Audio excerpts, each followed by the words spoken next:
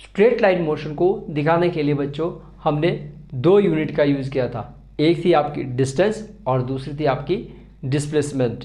इसके अलावा हमने देखा था कि जो आपका स्ट्रेट लाइन मोशन है वो दो तरह का होता है, एक आपका यूनिफॉर्म मोशन और दूसरा आपका नॉन यूनिफॉर्म मोशन। और बच्चों आपको बताया गया था कि जब भी आप यूनिफॉर्म मोशन या नॉन यूनिफॉर्म मोशन को देखोगे तो आपको किस बात का ध्यान रखना है, आपको डिस्टेंस को देखना है कि आपका जो डिस्टेंस था वो इक्वल था या अनइक्वल था। इक्वल था तो यूनिफॉर्म मोशन और नॉन इक्वल था तो नॉन यूनिफॉर्म मोशन। बच्चों ये सब हम लास्ट वीडियो में देख चुके हैं और जो किसी कारण से नहीं देख पाए उनके लिए लिंक जो है डिस्क्रिप्शन के अंदर अवेलेबल है। Hello student, this is Vijendra Singh and you are watching your channel V Shiksha mix study easy.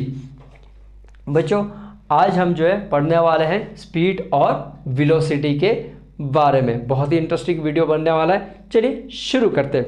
देखो बच्चों हमने जो है मोशन देखा था। मोशन कैसा देखा था बच्चों ने? स्ट्रेट लाइन मोशन देखा था। स्ट्रेट लाइन मोशन को दिखाने के लिए हमने जो है दो क्वांटिटी यूज़ की थी, एक आपकी थी डिस्टेंस और दूसरी थी आपकी डिस्प्लेसमेंट। देखिए जो डिस्टेंस है वो हमें बताता है लेंथ ऑफ मोशन, कि आपके मोशन की लेंथ कितनी थी, मतलब कि हमने टोटल डिस्टेंस कितना कवर किया। और डिस्प्लेसमेंट हमें बताता है length of change in position, कि आपकी जो इनिशियल पोजीशन थी और आपकी जो फाइनल पोजीशन थी उसके अंदर कितना चेंज आया, उसकी लेंथ कितनी है। ठीक है, अब हम देखने वाले हैं रेट ऑफ मोशन। अच्छा, ये रेट ऑफ मोशन क्या है?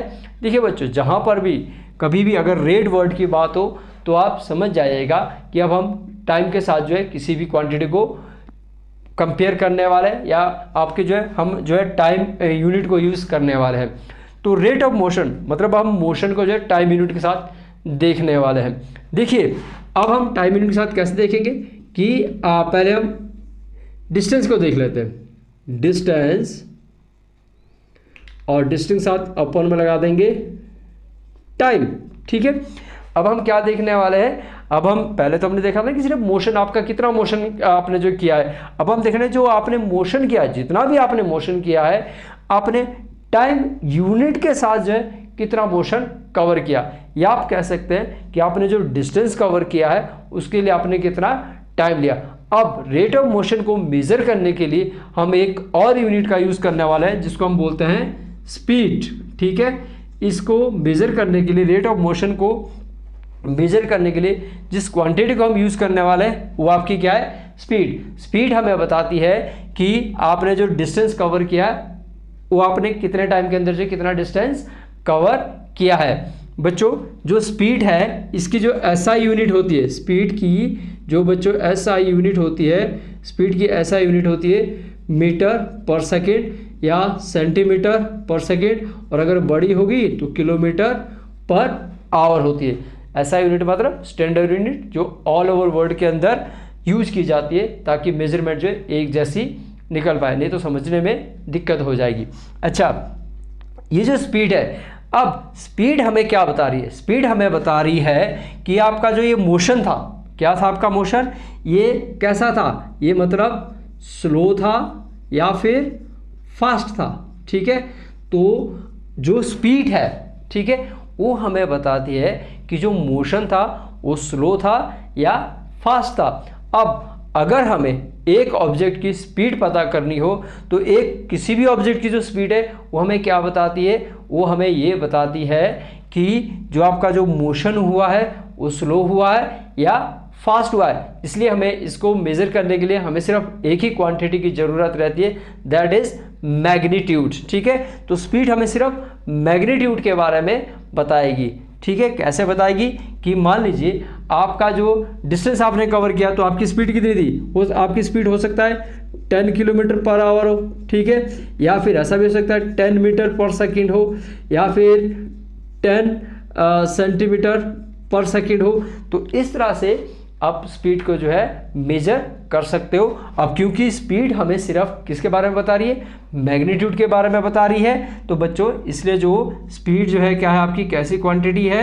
याद कीजिए आपको बताया था स्पीड आपकी कैसी क्वांटिटी होगी, वेक्टर क्वांटिटी होगी या फिर स्केलर क्वांटिटी होगी।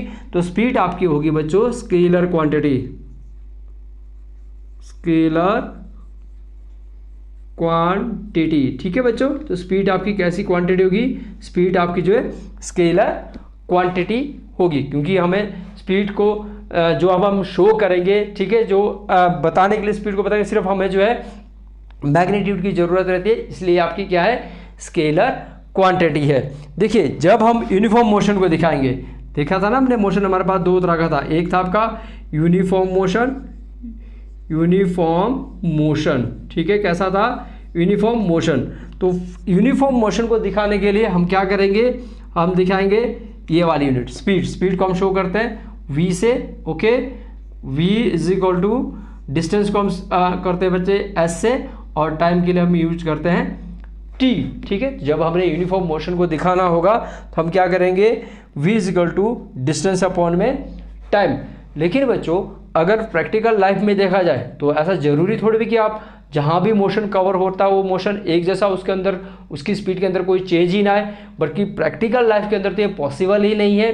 तो जो दूसरी तरह का मोशन है, ठीक है, दूसरी तरह का मोशन कैसा है? Non uniform motion. क्या है बच्चों? Non uniform motion. अच्छा बच्चों, जो ये नॉन यूनिफॉर्म मोशन है, अब आपने यूनिफॉर्म मोशन को दिखाने के लिए तो स्पीड को यूज़ कर लिया, लेकिन नॉन यूनिफॉर्म मोशन को अब हम कैसे दिखाएंगे? तो बच्चों नॉन यूनिफॉर्म मोशन को हम जो है किससे दिखाएंगे? एवरेज स्पीड से। किससे दिखाएंगे? Average speed. और एवरेज स्पीड हम निकालते कैसे? तो एवरेज स्पीड हम कैसे निकालेंगे? एवरेज स्पीड को निकालने के लिए हम क्या देखेंगे? हम देखेंगे टोटल डिस्टेंस। क्या देखेंगे? टोटल डिस्टेंस की ऑब्जेक्ट ने कितना टोटल डिस्टेंस कवर किया है, और टोटल टाइम, उस डिस्टेंस को कवर करने के लिए जो टाइम लिया गया वो आपका कितना था। तो ये आपकी एवरेज स्पीड होगी। मतलब नॉन यूनिफॉर्म मोशन को दिखाने के लिए हम किसका यूज़ करने वाले हैं? हम करने वाले हैं एवरेज स्पीड का। इसको अच्छी तरह समझने के लिए हम एक एग्जाम्पल को देखते हैं। चलो एग्जाम्पल बच्चों, पहले हम जरा दूसरी यूनिट को देख लेते हैं, फिर क्योंकि अभी आपको एवरेज स्पीड है तो साथ में जो दूसरी यूनिट होने वाली है उसके बाद हम एग्जाम्पल देखेंगे। अच्छा, अब आपने रेट ऑफ मोशन में अभी हमने डिस्टेंस को देखा था कि डिस्टेंस को दिखाने के लिए जो है जब हमने किसका यूज किया? स्पीड का।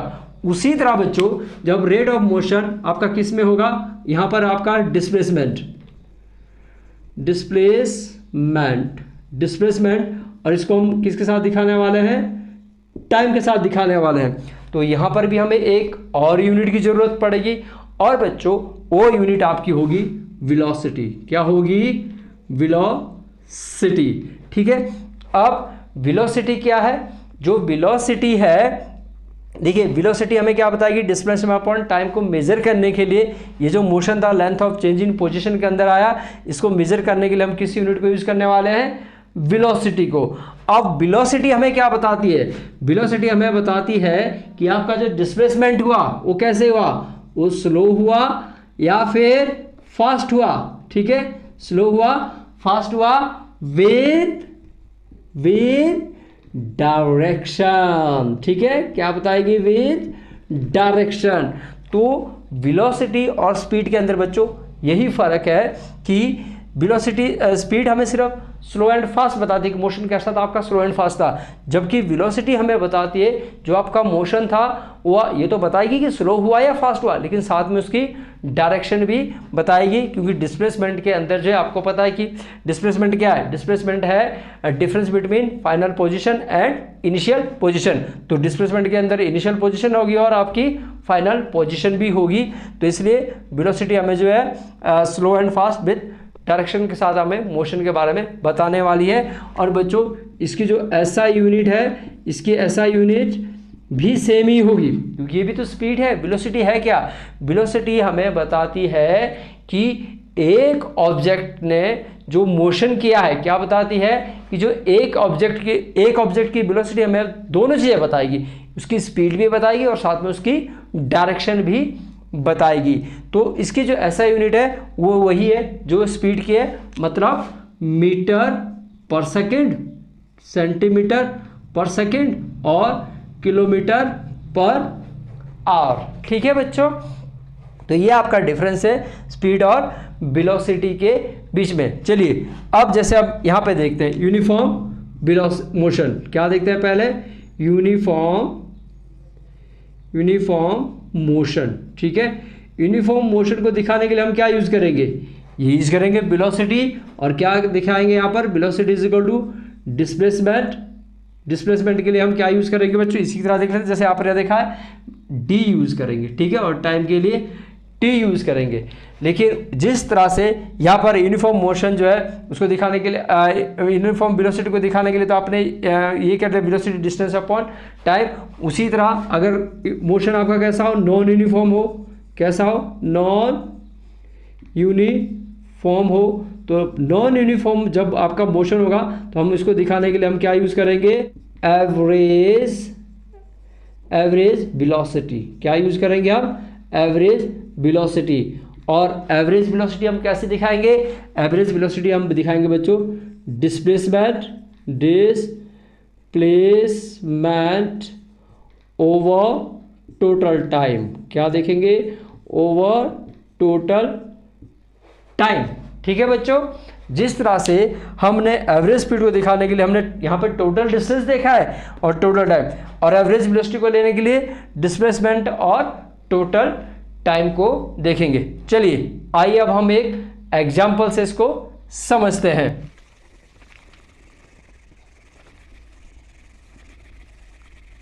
सपोज कर लीजिए आपके पास जो डिस्टेंस है वो यहाँ से शुरू होता है, ए पॉइंट से लेकर बी पॉइंट तक, ठीक है। ए पॉइंट से लेकर बी पॉइंट तक जो आपको डिस्टेंस कवर करना है, और ये डिस्टेंस कितना है, ये आपका 60 मीटर है। कितना है बच्चों, 60 मीटर है। जरा ध्यान से समझिए, सुनिएगा, तभी आपको समझ में आने वाला है कि कोई ऑब्जेक्ट जो है यहाँ से ए से मूव करता है बी तक, और बी से मूव करता है वापस ए तक, और कितना टाइम ले लेता है।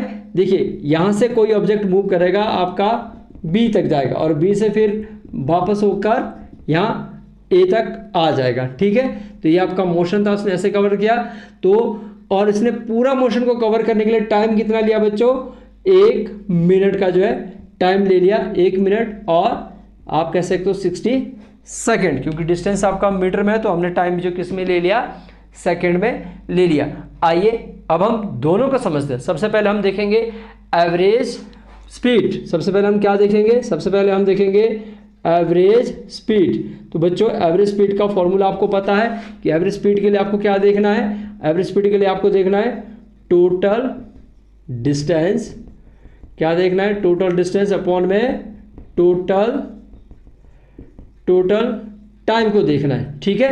अब जब हम एवरेज स्पीड देखेंगे तो आप देखिए कि टोटल डिस्टेंस कितना कवर किया ऑब्जेक्ट ने, तो यहाँ से यहाँ 60 मीटर, फिर यहाँ से यहाँ वापस 60, तो 60 + 60 कितना हो गया आपका 120 मीटर, और टोटल टाइम कितना था 1 मिनट, या फिर आप कह सकते हो 60 सेकेंड। काट दीजिए आप इसको, 61 × 60, 62 × 120, मतलब कि आपकी जो एवरेज स्पीड आई वो 2 मीटर पर सेकेंड आई। कितनी आई बच्चों, 2 मीटर पर सेकेंड। चलो ये तो थी आपकी एवरेज स्पीड। अब देखते हैं कि अगर आपको एवरेज वेलोसिटी निकाले तो वो कैसे निकालोगे आप, एवरेज वेलोसिटी। अब एवरेज वेलोसिटी के लिए क्या ध्यान में रखना है, एवरेज वेलोसिटी के लिए आपको ध्यान में रखना है डिस्प्लेसमेंट अपॉन में टाइम, ठीक है। अब यहाँ पे डिस्प्लेसमेंट कितनी हुई, तो डिस्प्लेसमेंट आपने उसने ए से चलना स्टार्ट किया, उसकी इनिशियल पोजीशन यहाँ पर थी, वो यहाँ तक गया और फिर वापस यहाँ तक आया। इसका मतलब उसकी डिस्प्लेसमेंट कितनी हुई बच्चों, 0, और टाइम कितना लिया, टाइम लिया 60 सेकेंड, ठीक है। तो आपकी जो एवरेज वेलोसिटी वो कितनी हुई, 0 मीटर पर सेकेंड। तो इस तरह बच्चों हम जो है एवरेज स्पीड और एवरेज वेलोसिटी को जो है कैलकुलेट करते हैं। कब, जब आपका मोशन कैसा हो, नॉन यूनिफॉर्म मोशन हो। बच्चों जो आपका मोशन होता है, देखो मोशन आपका 2 तरह का होगा, एक आपका यूनिफॉर्म मोशन होगा। यूनिफॉर्म मोशन के अंदर क्या होता है कि यूनिफॉर्म मोशन के अंदर जो है अगर हम वेलोसिटी की बात करें तो उस जो चेंज इन वेलोसिटी है वो क्या थी, 0 थी, कांस्टेंट थी, उसके अंदर कोई भी चेंज नहीं आया। लेकिन अगर आपका मोशन नॉन यूनिफॉर्म मोशन हो। अब नॉन यूनिफॉर्म मोशन होगा तो उसमें जो चेंज इन वेलोसिटी है उसके अंदर आपका जो है क्या आ जाएगा, उसके अंदर आपका चेंज आएगा। और उसको मेजर करने के लिए जो हम यूनिट को यूज करेंगे उसको हम बोलते हैं एक्सीलरेशन। क्या बोलते हैं? एक्सीलरेशन। तो बच्चों अब हम एक्सीलरेशन के बारे में जानने वाले, लेकिन ये सब हम नेक्स्ट वीडियो में जानेंगे। नेक्स्ट वीडियो में हम किसके बारे में जानेंगे? एक्सीलरेशन और representation of motion, graphical representation of motion देखेंगे कि जो हमने अभी तक पढ़ा है, जो मोशन हमने पढ़ा है तो हम उसमें देखेंगे डिस्टेंस एंड टाइम ग्राफ और वेलोसिटी एंड टाइम ग्राफ। तो होप आपको वीडियो अच्छी लगी हो। अगर आपको वीडियो पसंद आई हो तो लाइक कीजिए, शेयर कीजिए और हाँ, सब्सक्राइब करना ना भूलें। Thank you.